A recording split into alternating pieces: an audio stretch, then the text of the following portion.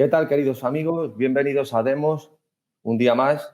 Hoy vamos a realizar un programa con el profesor Josu de Miguel Bárcena en relación a un libro suyo que está más de actualidad que nada en España debido a que trata nada menos que de la crisis constitucional que ventilaron dos gigantes del derecho como fueron Kelsen y Smith.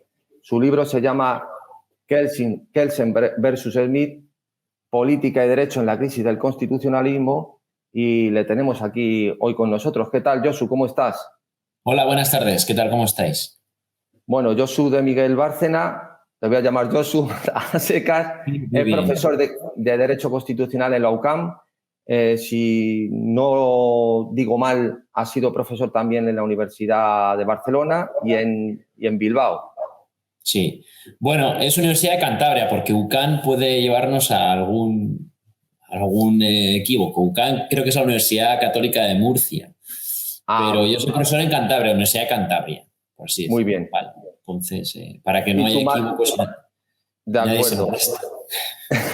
Muy bien. Bueno, en primer lugar quiero decir que me ha gustado mucho tu libro, Muy que has amable. hecho un destilado muy difícil, puesto que son dos grandes del derecho o de la teoría del Estado, como Hans Kelsen y Carl Smith, que los pones uno contra otro y describes muy bien en tu libro cómo ha sido prácticamente un seguimiento, por decirlo de alguna manera, el que fue realizando Smith después de cada obra de Kelsen y en cómo iba de alguna manera respondiendo a los escritos o a las obras de Kelsen a lo largo del tiempo, que no es casual la cronología de los escritos de uno frente al otro.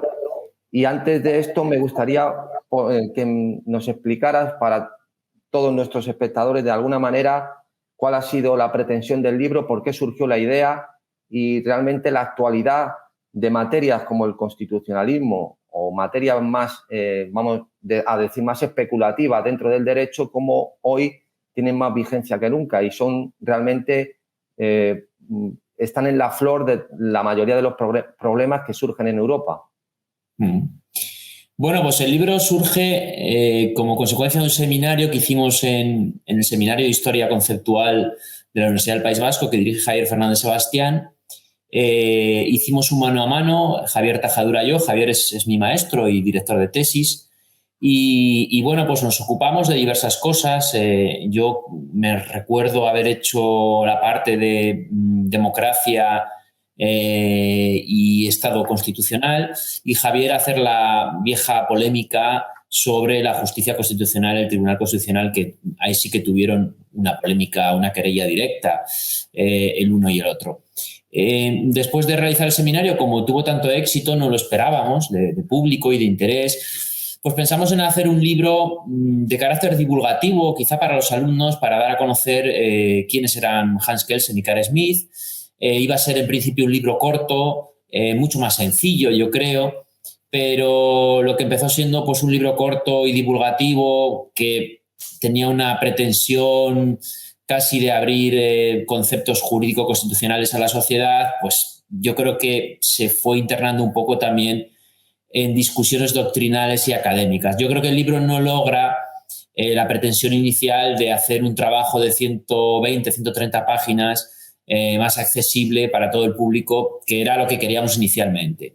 Y bueno, pues un poco el deje profesoral nos llevó a hacer quizá una obra un poco más profusa, más larga de lo inicialmente esperado. Pero he de decir que el libro ha tenido un éxito relativo para lo que es un libro académico. Va a salir en enero, febrero, la tercera edición.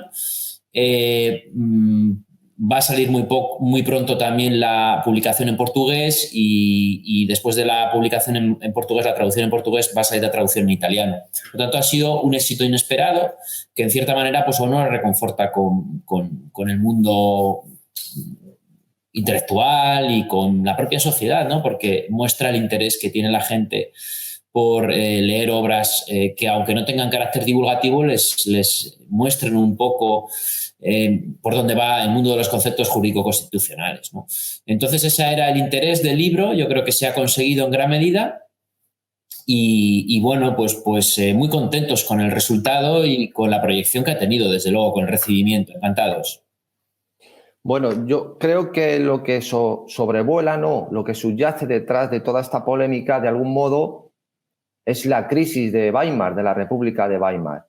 Sí. Weimar tiene vamos a decir, el halo de ser la primera constitución democrática y, por el contrario, también es conocida como una república sin republicanos. Tiene ese apelativo. Weimar, de manera rápida, podemos decir que nace después los estertores de la guerra. Existe la Revolución Célebre de Noviembre de la Liga Espartaquista, en la que recordemos que algo que me sorprendió mucho cuando lo estudié es que hubo realmente, a través del ministro Gustav Noske, hubo órdenes que no han tenido precedente en el siglo XX en Europa, como los fusilamientos de cualquier civil que encontraran armado, sin ningún tipo de juicio, sin ningún tipo de criterio jurídico, ni defensa jurídica, ni tutela de ninguna clase. Y ese era el ambiente tan brutal que existía en el nacimiento de la República de Weimar. Lo digo esto porque las revoluciones siempre han tenido un gran estudio o han sido muy prolijas en paper o artículos, y esta breve etapa que existió antes de Weimar, pues creo que es necesaria ponerla de manifiesto para ver ya de qué manera empieza la República, porque el término de la República es más célebre o más conocido por el ascenso del nacionalsocialismo. Entonces, partiendo de esta base, ¿cómo se ventila la posición de Kelsen versus Smith o de Smith versus Kelsen en este escenario? ¿Qué es realmente lo que se pretende conseguir o pretenden dilucidar o resolver estos dos juristas? Como bien dices, la República de Weimar, una de las razones del libro fue que la República de Weimar cumplía 100 años en el año 2019. Aunque el libro salió yo creo en octubre de 2018, es bien cierto que queríamos también hacer un homenaje y un recordatorio de lo que fue, como tú bien dices, la primera experiencia del constitucionalismo democrático.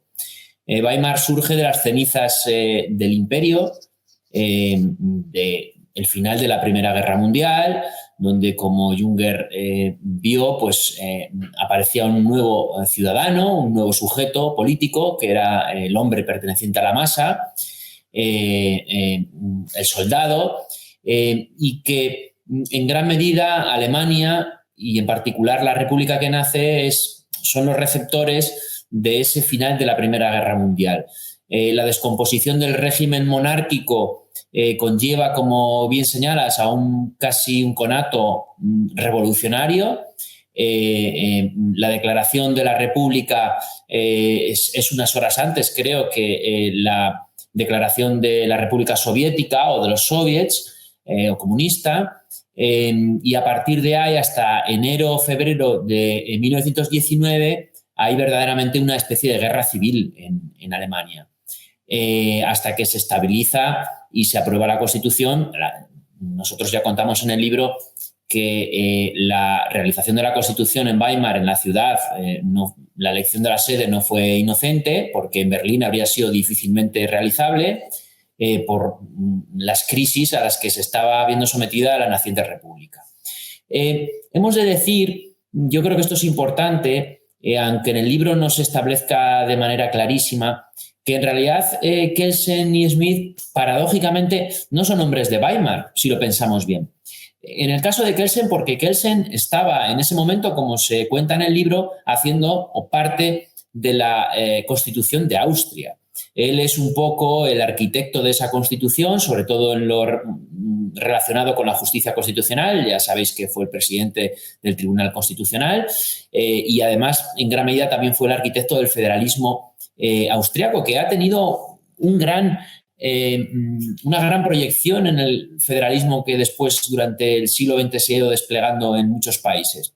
Kelsen, como ya se sabe, está incluso un poco en la maquinaria del final también del Imperio Austrohúngaro, porque tiene contacto directo con ministros, incluso con el emperador, y a él se le encarga en gran medida la labor de realizar la primera norma fundamental democrática en Austria.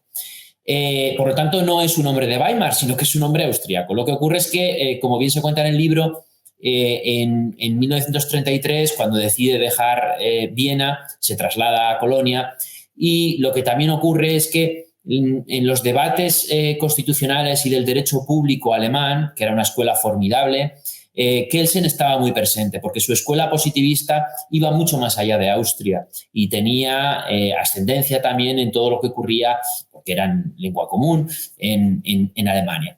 En el caso de Smith también puede resultar un poco paradójico. Smith, cuando surge la República de Weimar, no voy a decir que es un don nadie, pero en realidad está empezando a ser profesor y a construirse una carrera académica sin ningún prestigio todavía en la Universidad de Estrasburgo, después pasa a Bonn, creo que está en Múnich también.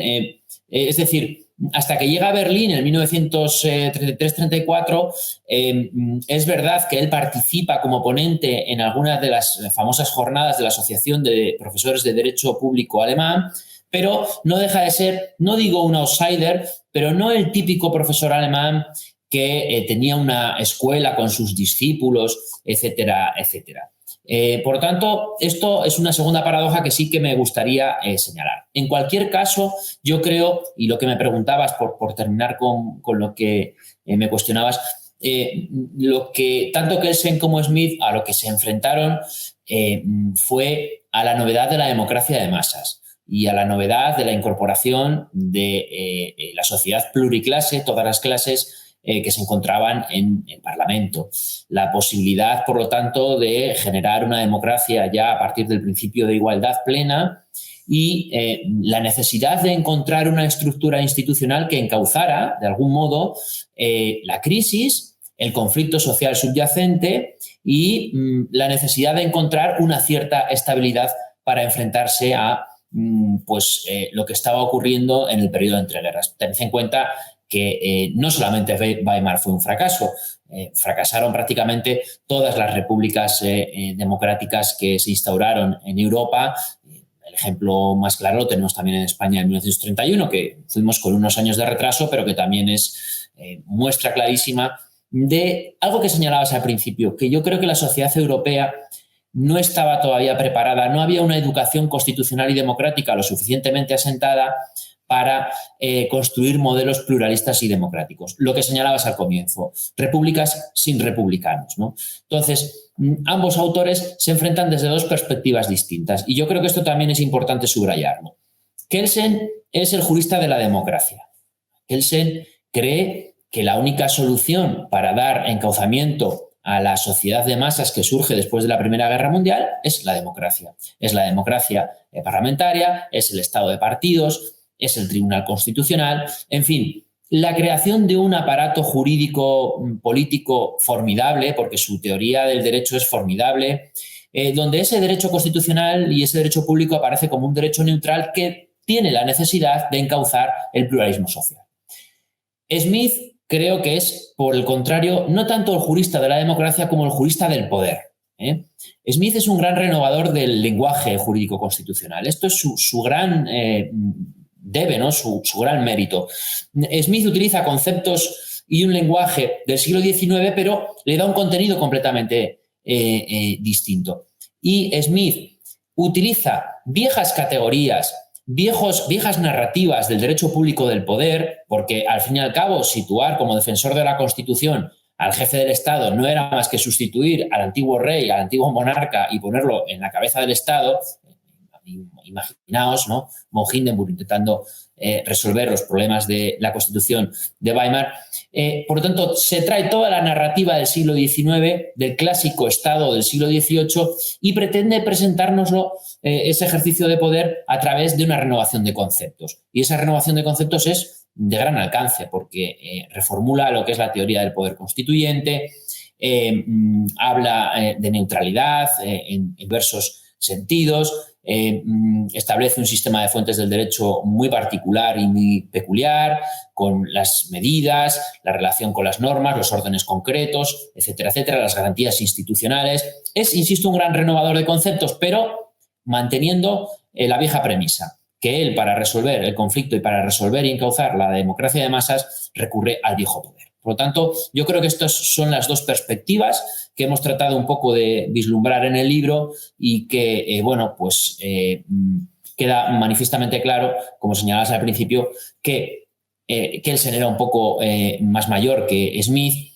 y, por lo tanto, sus libros clásicos van después respondidos un poco tardíamente, unos años después o unos meses después, como fue el caso de la justicia constitucional, por las contestaciones que hacía un poco Smith. Bien. En este sentido, Josu, trayéndolo al presente, todos los problemas que se ventilaban en Weimar, ¿qué actualidad tienen? Es decir, porque yo veo unas concomitancias y unos mimetismos realmente sorprendentes. Es decir, toda la doctrina de la jurisprudencia alemana, del estado de partidos, el Partienstaat, del célebre, aunque ese término no es de él, de ese célebre presidente del Tribunal de Bonn, Gerald Leichhold, que es el que escribe sobre representación e identidad, y él reconoce que es el mismo tribunal que ilegalizó el Partido Comunista y el Partido Nazi en los años 53-54, creo que fueron, y él mismo reconoce que en la actualidad, en el estado de partidos, desaparece todo átomo de representación, que lo que ocurre es la integración de las masas en el Estado. El diputado es únicamente un eslabón técnico, no sirve nada más que para obedecer las órdenes del jefe del partido. Claro, este anquilosamiento, esta mal llamada a nuestro juicio desde nuestra plataforma, representación política, ya traída de manera nefasta a nuestro juicio también por Edmundo Burke en ese célebre también discurso a los electores de Bristol, donde dice que el diputado o el Parlamento no debe ser una discusión entre abogados y el diputado no debe representar a sus electores, sino debe ser un diputado nacional. Todo esto se ve de alguna manera proyectado en el futuro actual, en el que los parlamentos no dejan de ser nada más que un escenario, una fachada de decisiones que ya se han tomado fuera de él.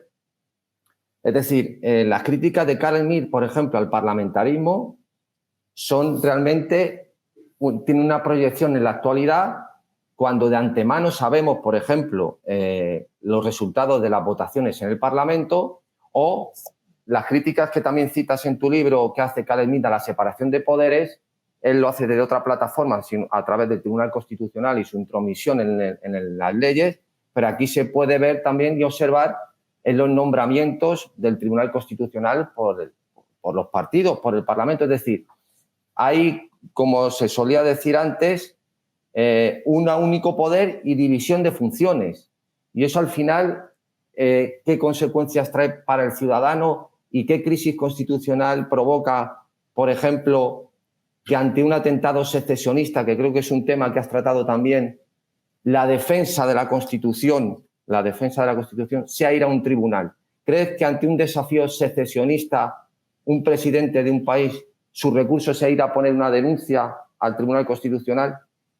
Lo dejo ahí para, a través de tu libro, tu plataforma, nos respondas y desde tu visión. Bueno, has tratado muchos temas. Vamos a intentar centrarlo un poco. La comparación Weimar y actualidad, yo creo que hay que tomársela con cierta distancia, ¿de acuerdo? A mi parecer, lo que ocurría en Weimar y lo que ocurría en el periodo de entreguerras quizá no está ocurriendo todavía en el presente. Yo no lo veo tan claro. Es decir, en Weimar había una crisis constitucional. Y la crisis constitucional, que fue permanente desde el nacimiento de la República, como fue permanente en el caso del nacimiento de nuestra Segunda República, hace referencia al conato, al conflicto, por así decirlo, el enfrentamiento entre dos modelos sociales, políticos y económicos completamente distintos.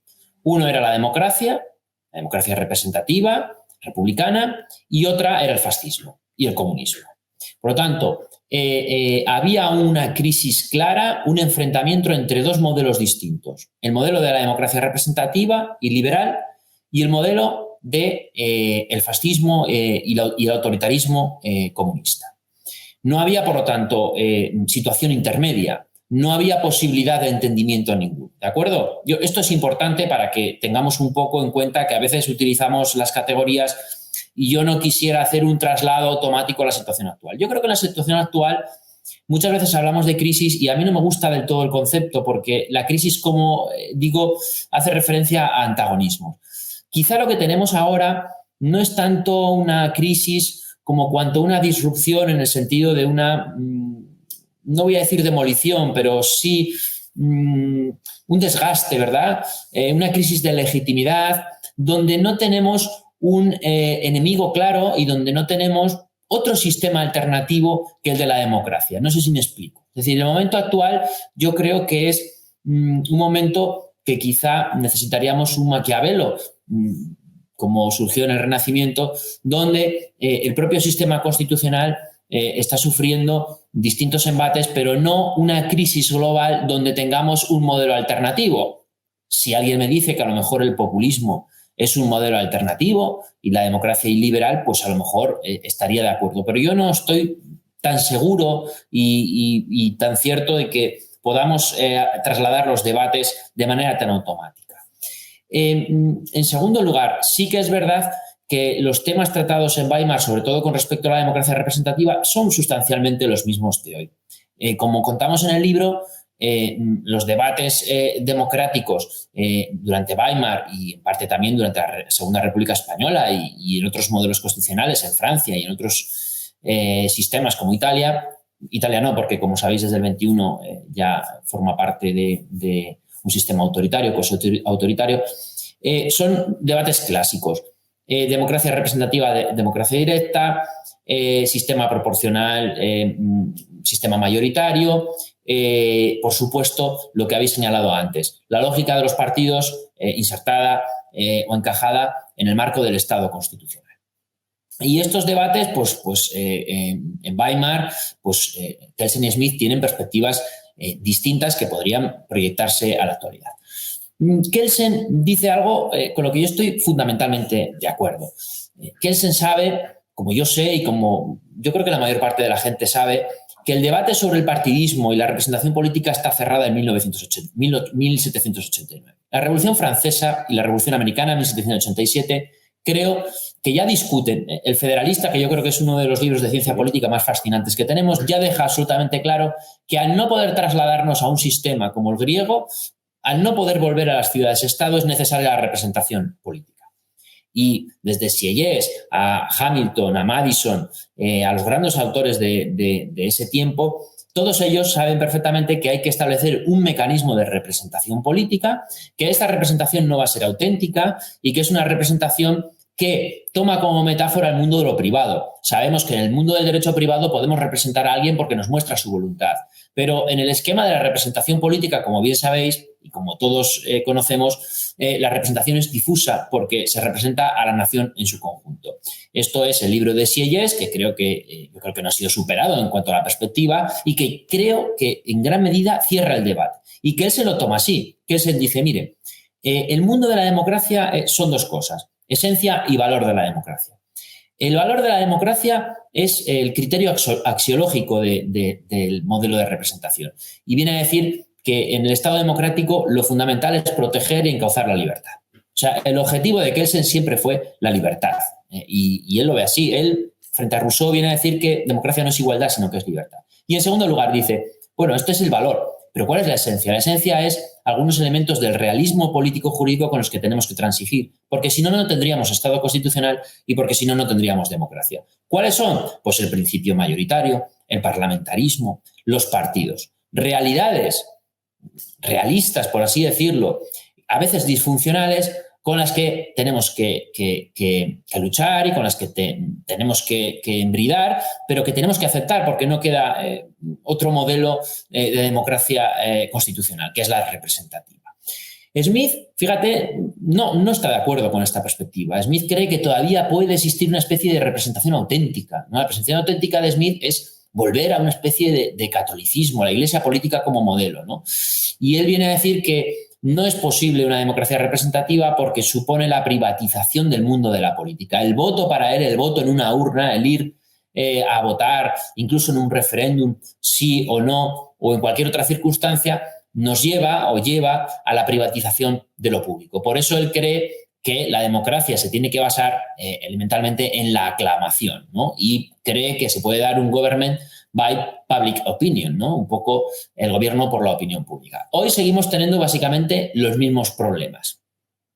Problemas que, en fin, creo que son de todos conocidos. Los partidos políticos siguen siendo partidos excesivamente cesaristas, hay poco debate y en los parlamentos, como sabéis, los diputados y senadores siguen las órdenes de los propios partidos. Porque nuestro sistema no puede formularse quizá de otra manera, a pesar de que la Constitución establece la prohibición del mandato imperativo.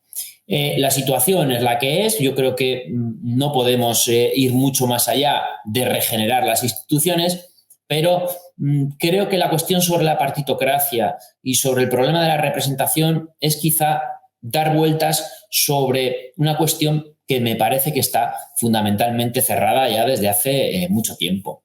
Sí, bueno, lo que más o menos venía a decir es que podemos dar muchas vueltas al tema de la representación, de lo que se llama vulgarmente como partitocracia, pero no le veo una salida clara a todo este asunto.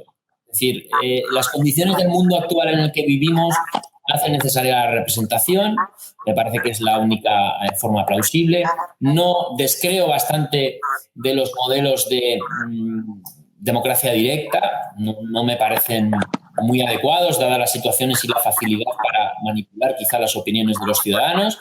No soy completamente contrario, pero porque la propia Constitución lo prevé. Pero creo que el debate sobre partidos, representación, no es que esté agotado, pero va a ser difícil regenerarlo, ¿no?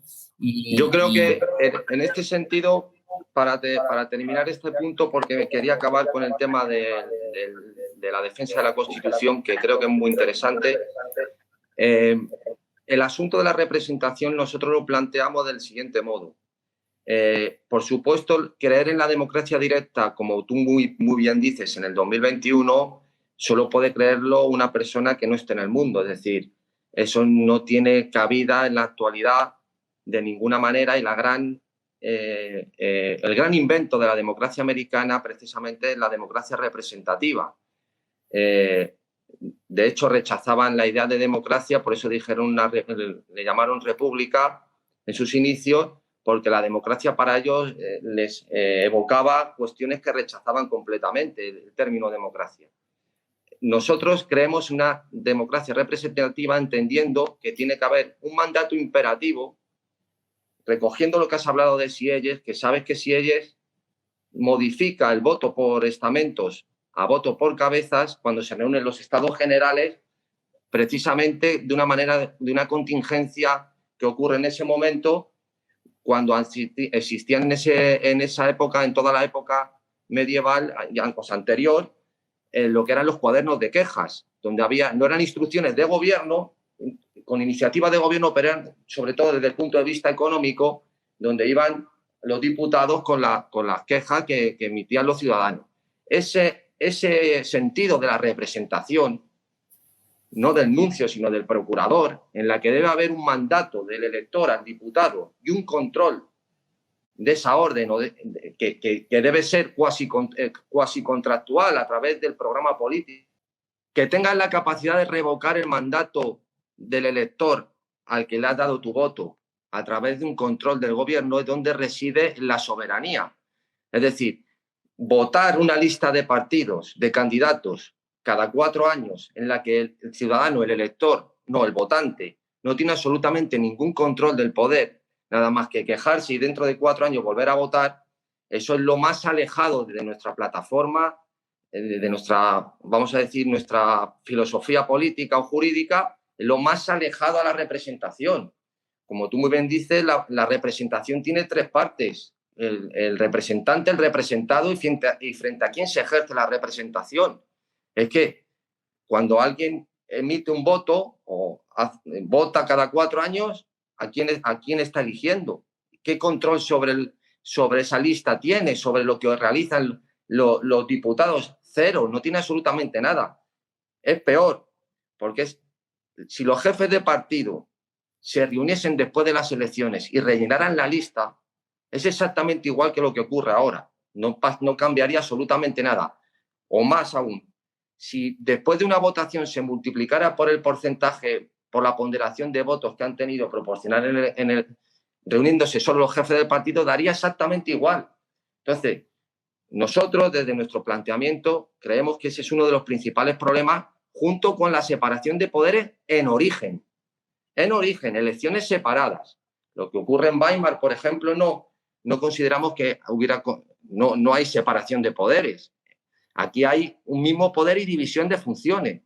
La bancada azul, imagínate, Rajoy, cuando tuvo mayoría absoluta, era el gobierno, el legislativo y nombraba a los jueces. Eso, ¿cómo puede decirse que eso es una separación? O Marlaska, cuando muy henchido y ufano dice que es indudable que en España hay separación de poderes. Pero, hombre, si tú eres ministro y diputado a la vez, ¿cómo va a haber separación de poderes?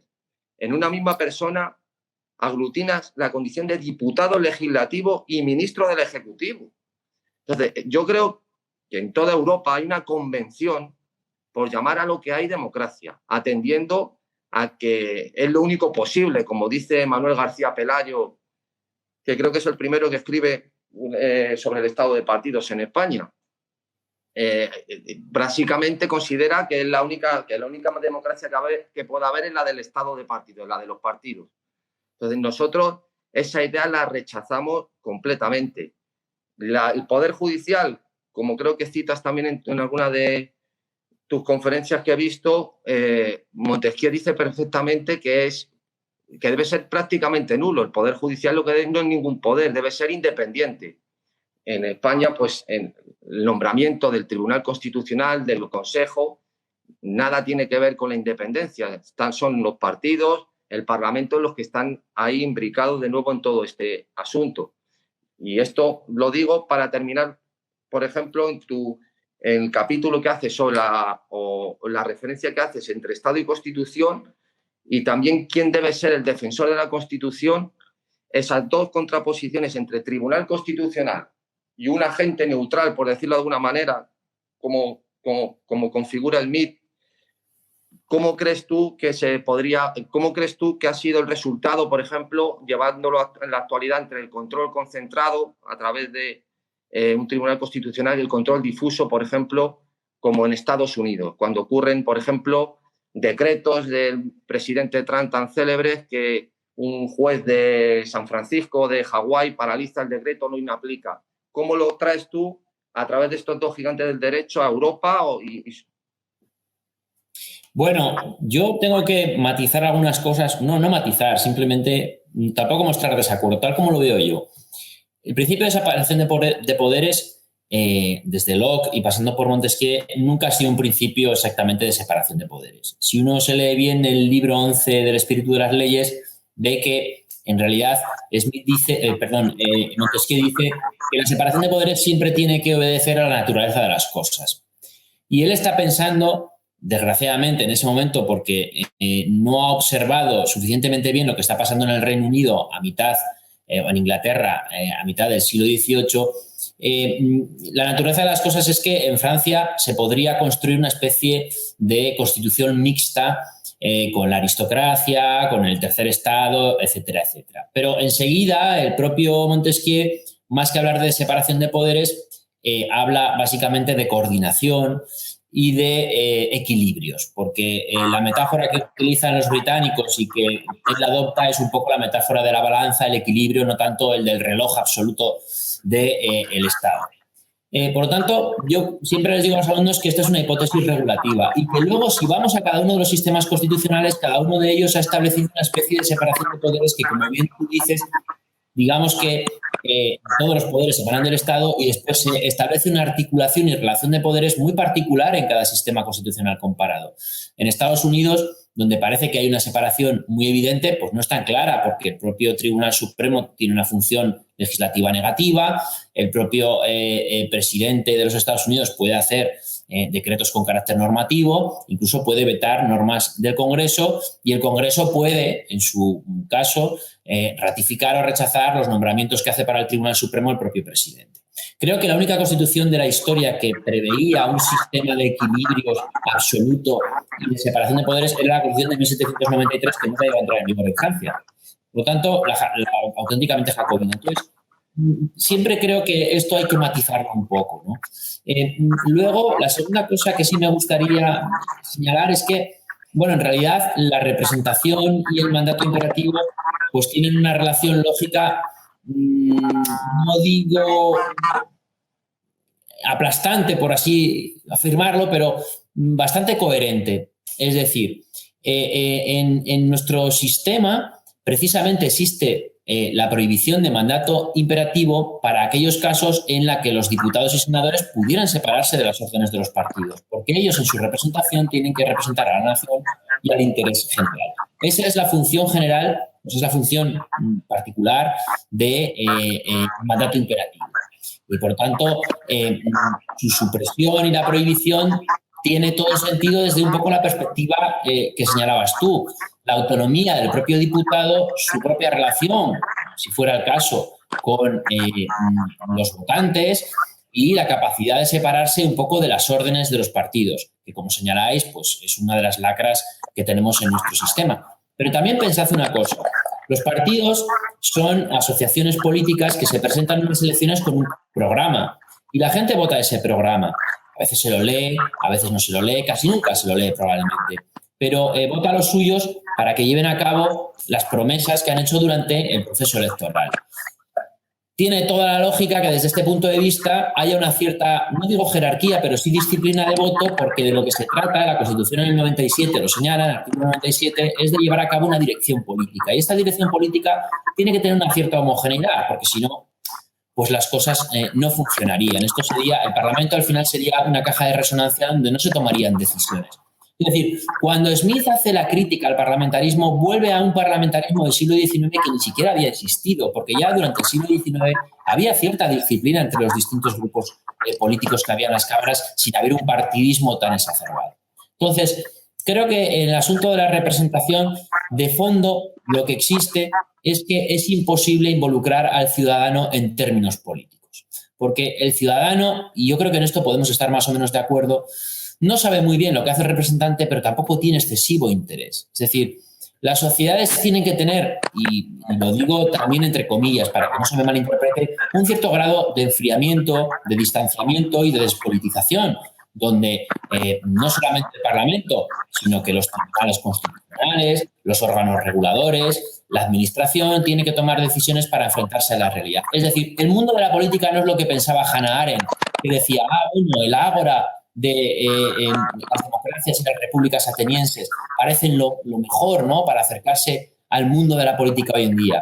No es así. La política hoy es administración, la política es realismo y a veces tomar decisiones que no nos gustan, y los votantes en gran medida dejan a los representantes que tomen las decisiones por ellos. Esta es la esencia de la democracia representativa. En lo que estoy fundamentalmente de acuerdo con vosotros es que evidentemente este sistema, que puede estar pensado en términos teóricos de una forma más o menos coherente, no funciona si se degradan algunos de los institutos e instituciones que se prevén en la propia Constitución y en el sistema político. Y tengo que estar de acuerdo. Los partidos han capturado, lamentablemente, por ejemplo, el Tribunal Constitucional en gran medida cuando los nombramientos se someten a lo que se llaman las cuotas, ¿no?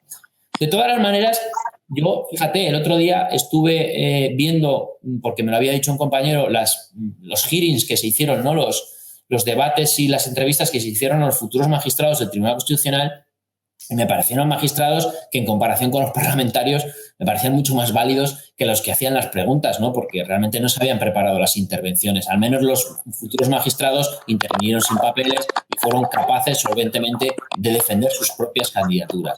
En cualquier caso, como señaláis, estos son patologías que ya están desde Weimar y estarán desde siempre y que difícilmente tendrán una solución teórica de fondo, que tendremos que ir arrastrando estos problemas porque no tenemos otra forma de articular la democracia representativa. En cuanto a lo de la justicia constitucional concentrada y difusa, en España tenemos una especie de modelo mixto, en tanto en cuanto el Tribunal Constitucional es el órgano legitimado para rechazar y para anular las normas con rango de ley del ordenamiento jurídico, pero los magistrados pueden presentar cuestiones de inconstitucionalidad. Lo que pasa es que hoy los magistrados son más magistrados de derecho comunitario europeo que magistrados de derecho constitucional español, porque la mayor parte de las cuestiones que tienen que abordar tienen que ver con derecho comunitario. Son jueces comunitarios, son jueces constitucionales en gran medida porque pueden presentar cuestiones prejudiciales ante el Tribunal de Justicia y cuestiones de inconstitucionalidad ante el Tribunal. Creo que el problema, tuvimos una oportunidad de regenerar las instituciones la pasada década, yo creo que estamos de acuerdo. Tuvimos una buena oportunidad porque la ciudadanía se involucró en política y mi impresión es que perdimos la oportunidad porque pudimos prestigiar las instituciones. La opción por unos partidos excesivamente democratizados a través de las primarias no ha funcionado por el efecto del cesarismo digital y por la incapacidad de hacer debates democráticos entre los partidos. Lo que no tengo tan claro, para terminar, es que en cierta medida podamos resolver todo esto permitiendo que los ciudadanos revoquen los mandatos representativos de sus representantes, de diputados y senadores, porque para eso tendría que haber una conexión, yo creo que no podemos estar de acuerdo, entre el representante y el representado, que no existe en nuestro sistema constitucional porque la cultura política lo impide. Quizá esto pueda funcionar en Estados Unidos, quizá en parte en el Reino Unido, quizá en Alemania, pero en España no hay una cercanía entre el representante y los representados. Creo yo, no sé si ustedes acuerdan.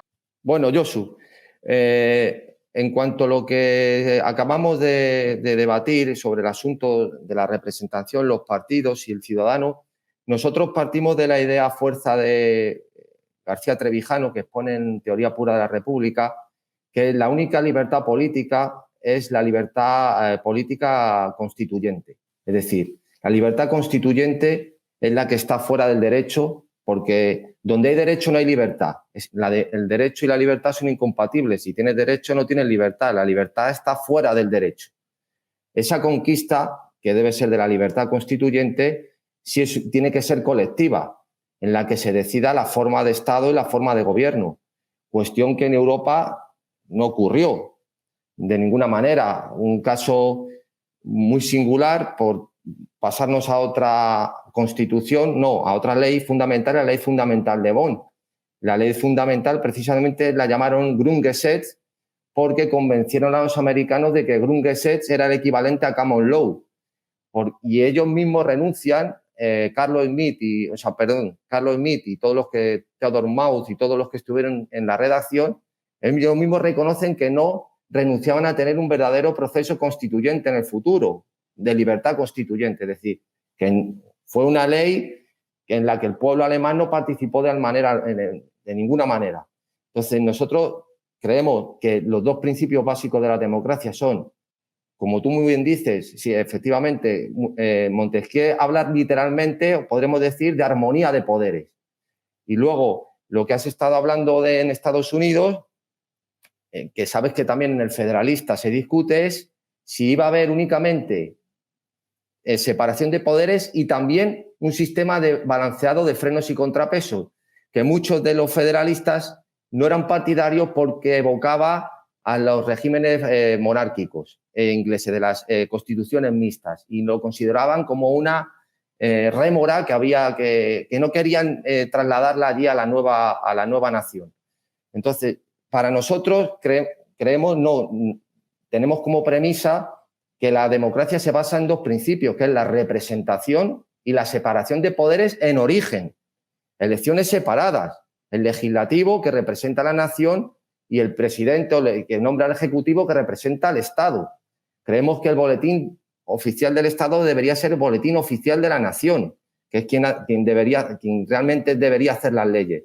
La representación entendida como un estado de partido donde es el jefe del partido el que dicta de manera totalmente hegemónica el voto, el sentido del voto, sin olvidar, como muy bien sabes, que de alguna manera de soslayo ha aparecido en la conversación, que la ley de hierro de las oligarquías de Robert Mitchell. Todos los partidos por naturaleza son oligárquicos. Lo de hablar de la democracia interna de los partidos o los partidos deben funcionar de manera democrática es algo irrisorio. Es que eso a mí realmente no me interesa cómo funciona un partido. El partido debe ser democrático de puertas para afuera, como se organicen de puertas para adentro, allá él y sus militantes, como se quieran organizar. Y sobre todo, y muy importante, que los partidos no pueden ser partidos del Estado. Yo con mis impuestos financio a Bildu y a Vox. Eso, ¿cómo va a ser eso partidos que representen y que estén anclados en la sociedad civil cuando son partidos que totalmente son partidos estatales? Entonces, esta crítica, vamos a decir, a los cimientos de la democracia de partidos o al estado de partidos es por la que nosotros, en modo alguno, consideramos que haya una democracia en términos formales. En términos formales no se puede hablar de un sistema que se haya elegido, que haya constituciones nacidas de un periodo constituyente, ni se haya una representación política en los términos que nosotros, y menos separación de poderes. Es un poco, básicamente, para que exponerte en nuestras tesis, vamos a decir, políticas en las que nos movemos nosotros. No es que neguemos o pensemos en la justicia social o en la democracia participativa, todo ese tema de flatus voci que del 15M, por ejemplo, que hablaban de cuestiones completamente superadas. Nosotros apostamos por reglas formales y luego la jugada será otra cuestión, pero reglas formales basadas en estos dos principios. Y yo creo que de algún modo, pues tu libro deja de manera expuesta pues todos estos conflictos que, como tú muy bien dices, no se pueden extrapolar de manera literal. Son periodos distintos, pero que hay unas concomitancias muy, muy grandes y muy poderosas que, si quieres, para terminar, ese libro no lo pude encontrar, no lo tenían, no sé si estaba agotado o no, que es un libro que reciente creo que has escrito sobre el secesionismo, sobre todo el último suceso que ha habido. Sí, es un libro, bueno, más técnico que otra cosa, doctrinal, por así decirlo, donde recojo toda la jurisprudencia del Tribunal Constitucional sobre lo que se llama el procés. Exactamente.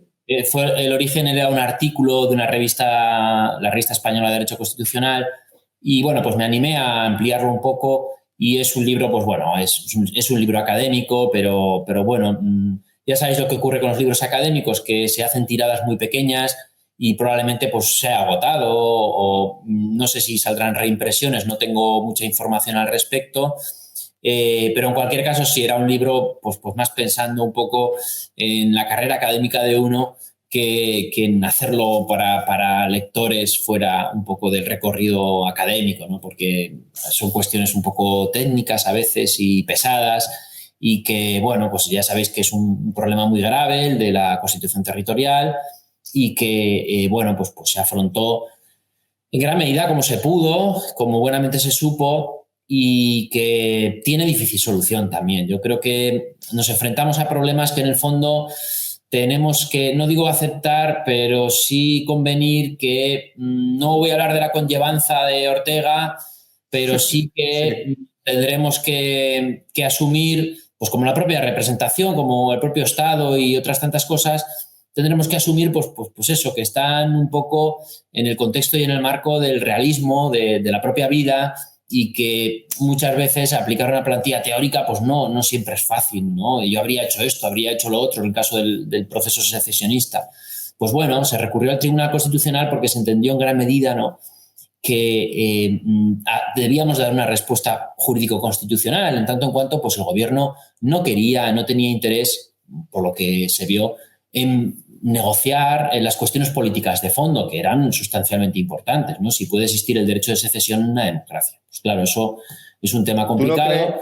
¿No crees, Josu, que es una tesis que en este caso manejo yo, que si una constitución materializa, bueno, y también lo ha dicho Santiago Muñoz Machado en un libro que tengo aquí, si una constitución materializa una separación de poderes, la constitución de una nación política debe fundamentarse en la unidad del sujeto constituyente.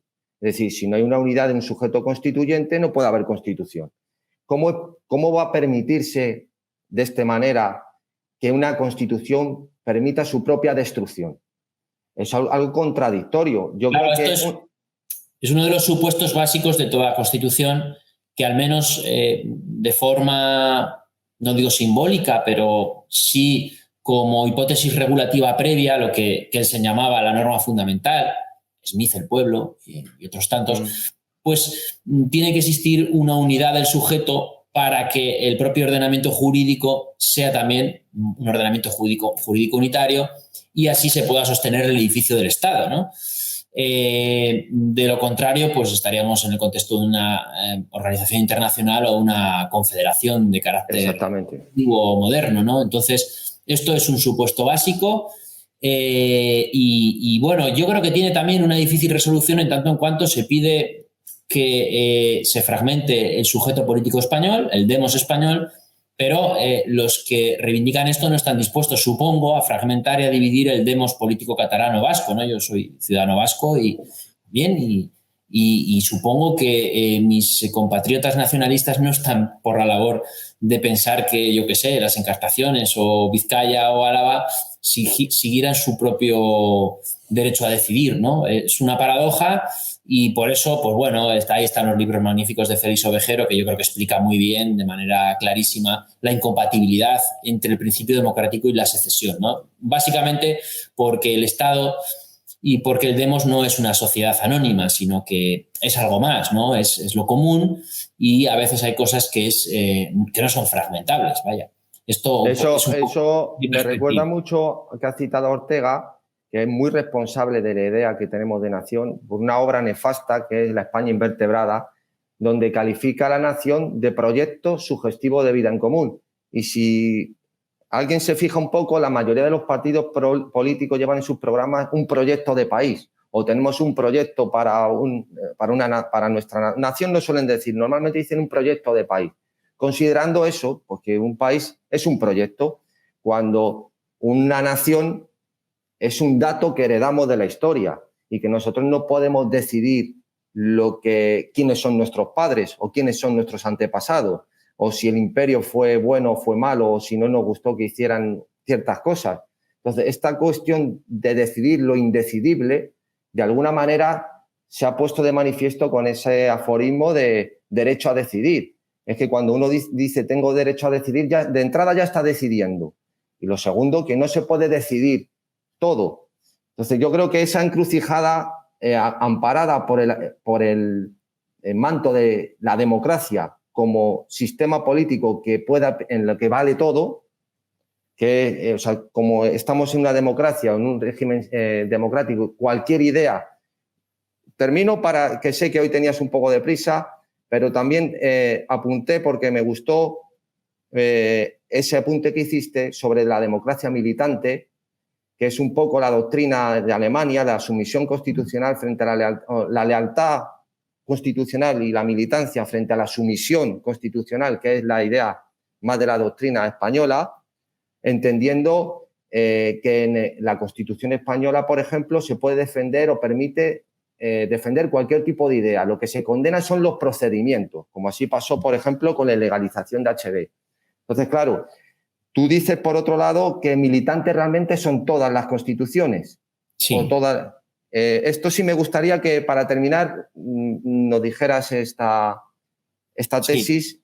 Bueno, es una cosa muy sencilla. Yo creo que el modelo alemán, pues es el modelo alemán. Es decir, el Tribunal Constitucional incorporó la terminología y también cierta doctrina de la democracia militante, pero esa idea de militancia que van en contra un poco de la neutralidad liberal o de la idea de que el positivismo jurídico habría sido el responsable de la destrucción de Weimar, es la que lleva al constituyente alemán a establecer algunos límites clarísimos en el marco del sistema constitucional. Límites relacionados con los derechos fundamentales, que no pueden ser derogados ni reformados, la propia democracia y la propia libertad, ¿no? Entonces, el contexto alemán es especialmente importante porque, claro, había habido un suicidio democrático y por lo tanto, había que, en cierta manera, establecer algunos criterios o algunos conceptos de intangibilidad que no pueden ser reformados. Es, por decirlo en la terminología de John Elster, si el hombre aparece atado al mástil del constitucionalismo, pues estas cláusulas de intangibilidad serían cláusulas intergeneracionales que tratarían de conservar la democracia para las generaciones futuras. Otro modelo, por ejemplo, de defensa de la democracia es el republicanismo negativo, ¿no?, italiano, que es verdad que mira hacia el pasado y que defiende la democracia constitucional desde la perspectiva de la lucha y de la eliminación de los restos que quedaban del fascismo.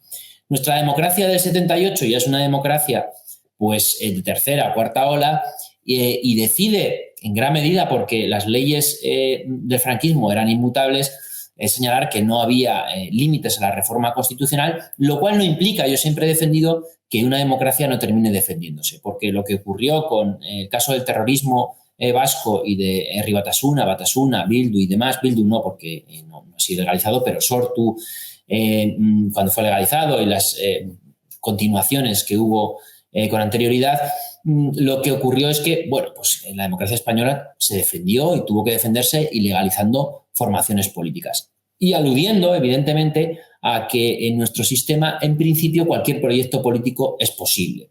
Lo cual no es del todo cierto, porque si miráis el proyecto de ley de memoria democrática, señala que las fundaciones y asociaciones y las expresiones relacionadas con el franquismo van a estar fuera de la ley y pueden estar sancionadas administrativamente. No es del todo cierto. Y en el Código Penal tenemos la sanción por la apología del genocidio, los delitos de odio y otras tipificaciones que indican que nuestra democracia es mucho más que forma, es también materia y se protege desde el punto de vista de la sociedad civil, de la libertad de expresión, de algunas expresiones políticas intolerantes. Por lo tanto, yo siempre he defendido que toda democracia tiene que defenderse en cierta medida para existir, y que el debate sobre la democracia militante, sí o no, en atención a si hay un límite a la reforma, pues me parece que no toma de la referencia alemana pues la propia historicidad, ¿no?, del proceso alemán, ¿no?, que evidentemente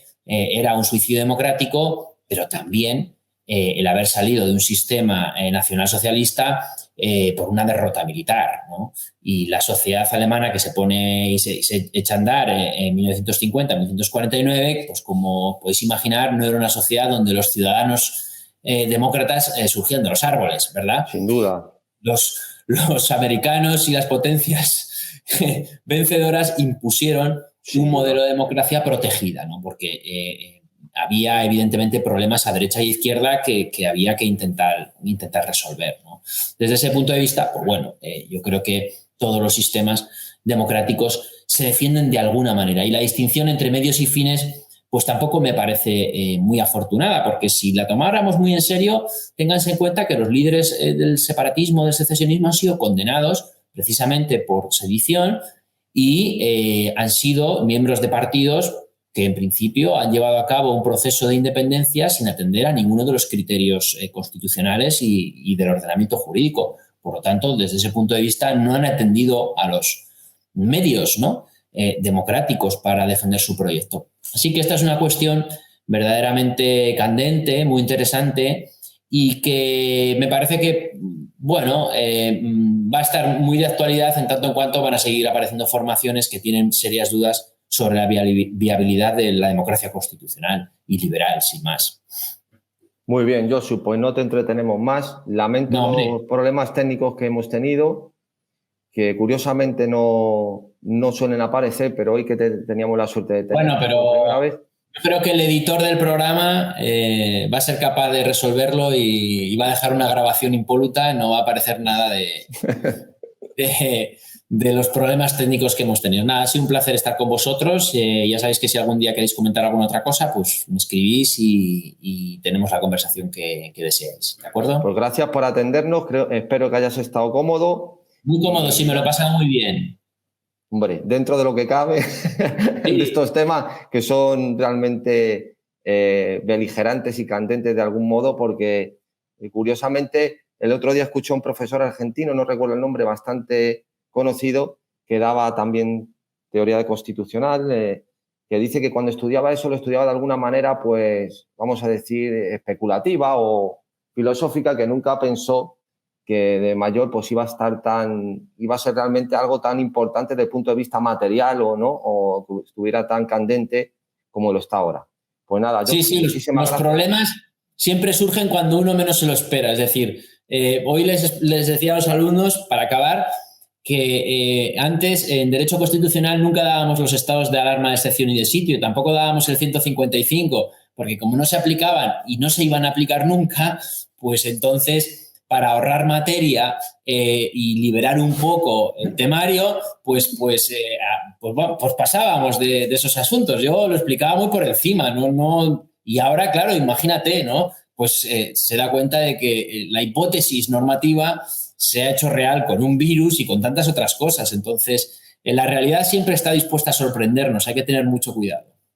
Pues nada, vuelvo a recomendar tu libro. Muchísimas gracias por la publicidad, desde luego inmerecida. Sí. Pero muchísimas de verdad que sobre todo ha sido un trabajo muy, muy duro, porque sé que destilar, aunque es un libro que tiene pues 200... Demasiadas páginas, sí, demasiadas. Pero destilar a estos dos gigantes del derecho en solo esas páginas y de manera tan prolija y brillante, pues es un esfuerzo muy grande y te lo agradezco, porque has hecho un buen trabajo junto con tu compañero Javier Tajadura, sí. Y creo que es digno de tener en cualquier estudiante de derecho, gente que le preocupe la política, tenerlo en su biblioteca.